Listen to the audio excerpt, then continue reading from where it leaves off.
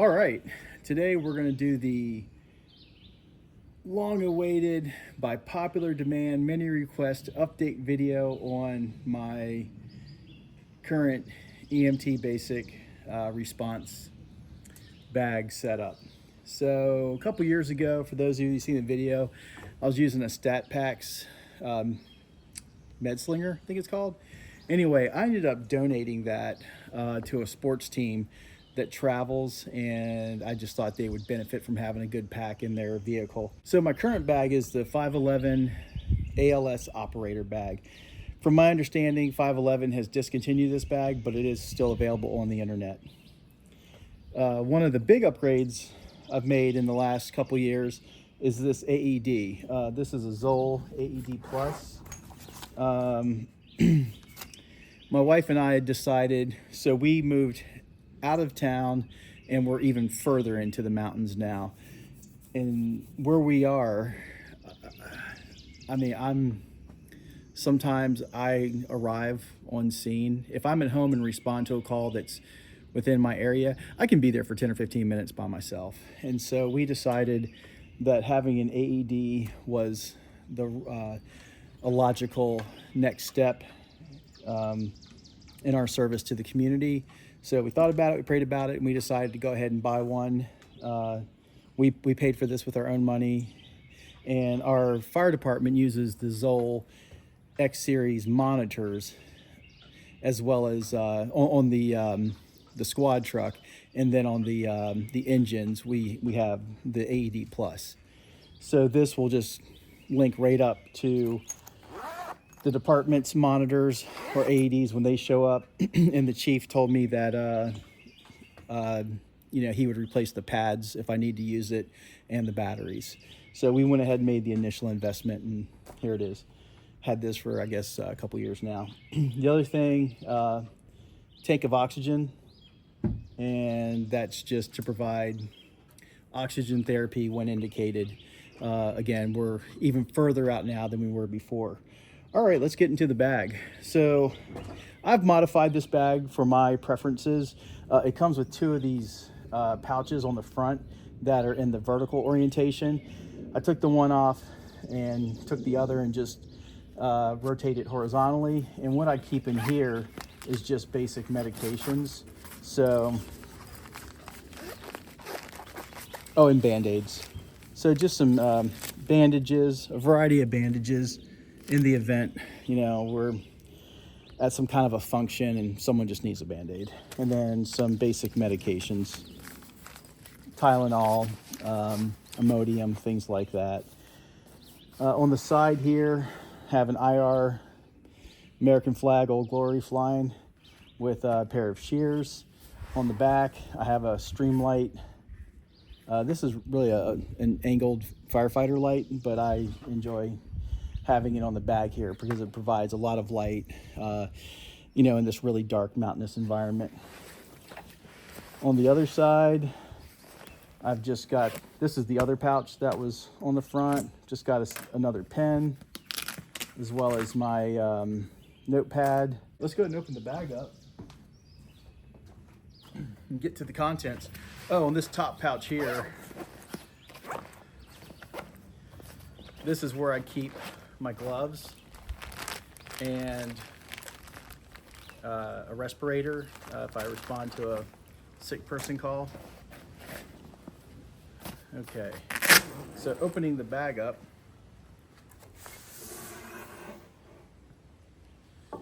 I can open it from this orientation where it's just standing on its end, reach in, and I can start pulling out my blood pressure monitor, as well as my vitals kit.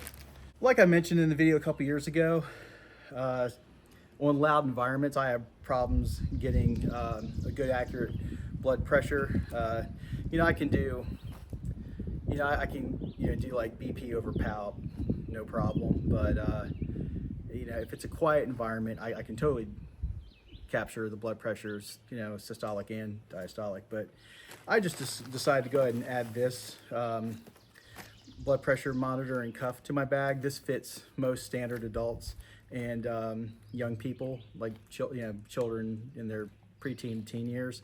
But I also have a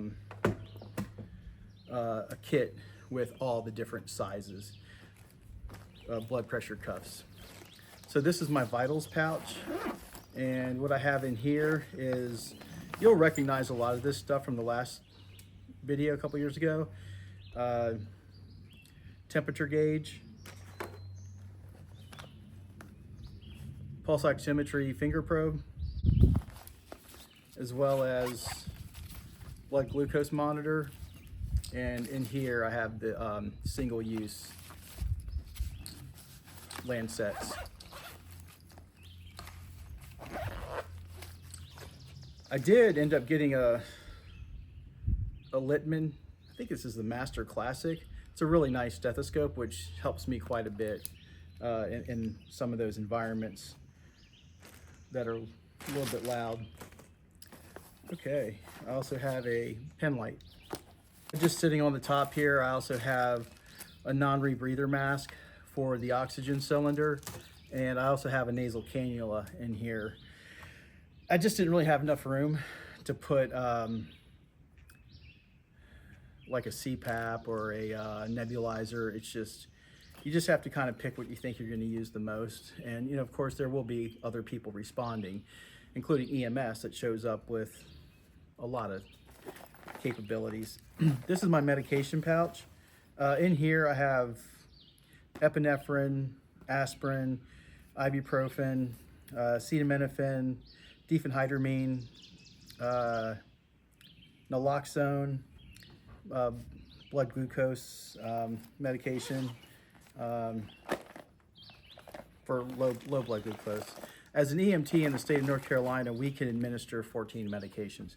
I don't have all 14 in here, but I have the ones that are probably the most important in a life-threatening situation, like the aspirin, the Benadryl, the naloxone, and the epinephrine. All right, the next bag down, I just call them inserts. Now this bag actually came with different, you may remember these were in my EMT bag from the video a couple years ago. I just like these so much, they're from Lightning X, that I just put them in this bag. This bag came with some that Velcroed into place, and they work great. If you were to buy this bag, just use the ones that come with it, but I just like the shape of these better, so I went ahead and transferred these over to this bag. So in the green bag, it's just all your different NPAs. This is the nasal cannula, fits in here nice. And then of course, I have my OPAs. And the red bag is for major hemorrhage bleeding control. So I have a pair of shears. One of the big changes I made to my bleeding control kit is I went from the North American Rescue cat tourniquets to the SAM XT tourniquets. I still have the cat tourniquets in some of my smaller kits, like in my side-by-side, in my truck, and you know, my range bag. But for my EMT bag, I decided to go with the SAM XT tourniquets. I had a chance to use one in training, and I really like them. So I got a couple. And then of course, you know, combat gauze, and then regular gauze for wound packing, and then a survival blanket for hypothermia prevention, as well as the hyphen chest seal, pair of them.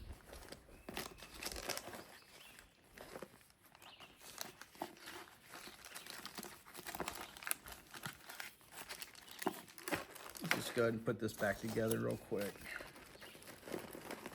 Have a pair of compression wraps. I just keep these here because what they do is they fill this space really nice where the BVM is, and so that just allows things to stack evenly. And then I have the Cyclone BVM, and then the yellow insert is for orthopedic injuries, orthopedic and eye injuries. So you've got your cold packs, triangular bandages for sling and swath, and you know, other uses. A couple of small ace wraps. I prefer the bigger ones, but these are what fit in here better. I have eye wash in here, a couple more triangular bandages, and then finger splints, as well as a couple of eye pads, and then a couple of eye shields. And then I also have some non-adherent pads. So if someone's got, you know, maybe they're cut up, scratched up, it's nothing that's going to need to be sutured or packed or, you know, anything like that. It's just, you know, they just got, you know, some you know, really good abrasions on their arm, and maybe they have an orthopedic injury and you're going to do a sling and a swath. Just put some non-adherent on it, just to make them a little more comfortable. And of course, you know, it won't stick to the wound when they go to take it off. So let's go ahead and pack this back up. You know, with these EMT bags, you know, especially at the basic, well, really at any level, you really have to give a lot of thought to what you're going to include. There's just so many other things I could have in here, but these are what I've decided to be the most relevant for where I live and the type of calls that I've experienced in the past, and the type of resources that will be coming to you and what they're going to bring.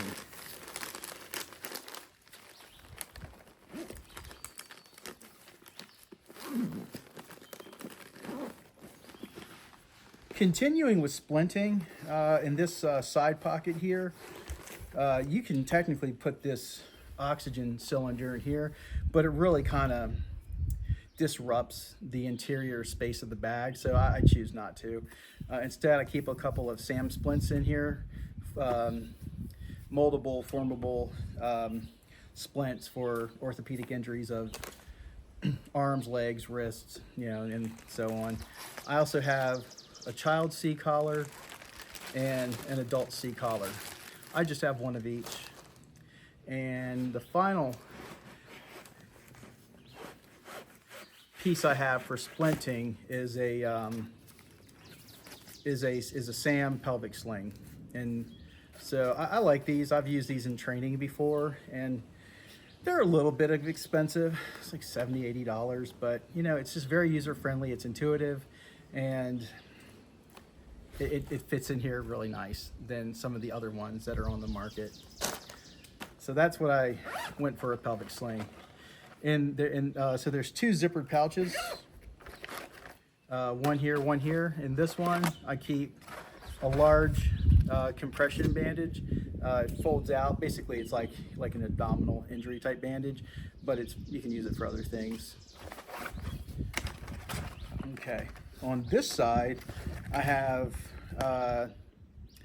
this is a sterile triangular bandage or a cravat, but it's sterile, and it specifically could be used as a burn dressing. So I usually have two of those in there. I don't know why I only have one right now. I'll have to track it down. And then I keep a couple of these, actually 3 of these water gel burn dressings. They're not really indicated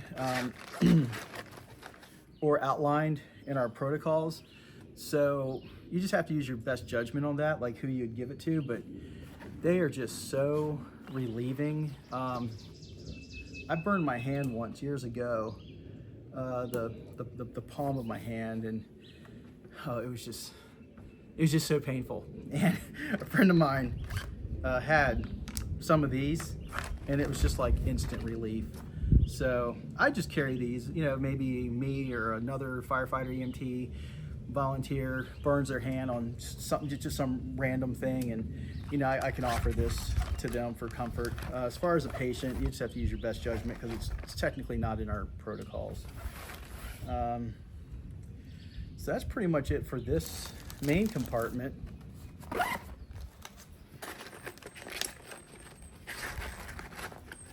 I actually just remembered where the other one went. I was showing it to someone, and I think I dropped it into my box of training supplies. So I have like a box where I keep training and refill supplies, and I think I probably just dropped it in there. So I'm gonna get that one after the video.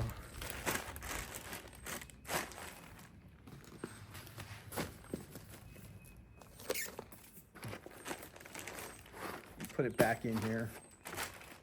So basically the way I have this organized is vitals, airway, bleeding, and then of course associated supplies that aren't in these inserts, and then splinting. On this lid here, there's a compartment, and I just keep some basic bleeding supplies in here, things that you don't want to have to dig into your insert with all these packaged things. I mean, these are packaged as well, but these are just a lot easier. If you show up on scene and someone's just bleeding real bad for some reason, you can just tear open a combine pad or some 4x4s and just get some pressure on it and cover the wound. I also, for splinting, I have a roll of Coban. Looks like I need to, it's about halfway used, and a roll of tape.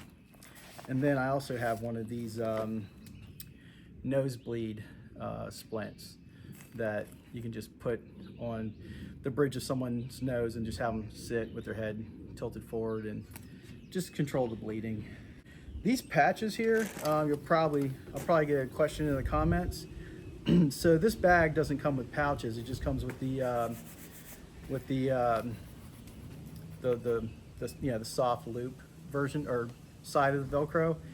I got these from Safeline Defense.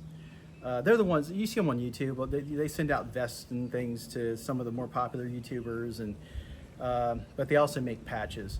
And so I was at their website one day just checking them out and see what they have, and I saw these patches and I was like, wow, this would be perfect. So this patch fits perfectly right here, and then this one here, so I have some identification. And then I bought another set to put on my ballistic vest. I don't have their vest. I have a different model, but I did get the patches. These side pockets here, I keep spare batteries for the,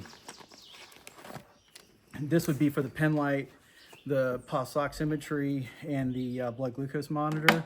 And then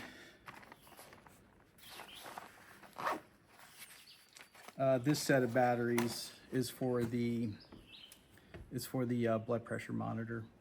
Let me go grab the blood pressure cuff kit I've got, and I'll show you that. I don't keep it in here because it's just, there's not enough room in this bag for it, but I'll run and grab it so you can see it. Here's two other items that I added since the last video. This is a traction splint. So this is one of those low use items that I just decided to keep off the bag. I have another small bag where I keep the extra supplies. And this is, I got this from North American Rescue. It's a splint, in the event someone were to, it's telescoping like tent poles. In the event that someone would have a midline femur fracture and they're in the back country, me or someone else could take this, and it's just super lightweight, and we could go ahead and splint that injury, possibly help prevent some internal bleeding, and of course make them comfortable. The other thing I added was this multi-cuff bag.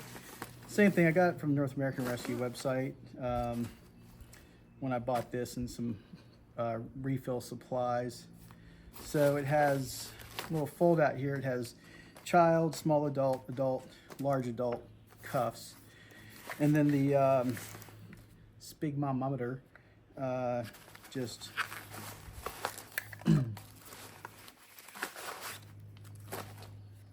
has a fitting here that will accept any of the cuffs. It also came with a stethoscope. This whole kit's from ADC, and this is the traditional bell housing that rotates, as opposed to the Master Classic where it's pressure based. So this is it. These two items I keep outside the bag, and I basically have a bag in the truck. It's a small backpack with change of clothes, agency t-shirt, some spare socks and hats, gloves, just things, like for the weather, rain jacket. And I just keep these in here because I don't use them very often. This electronic blood pressure monitor has actually served me pretty well. Well, there you have it, guys. This is the EMT basic setup I've been running for the last couple of years.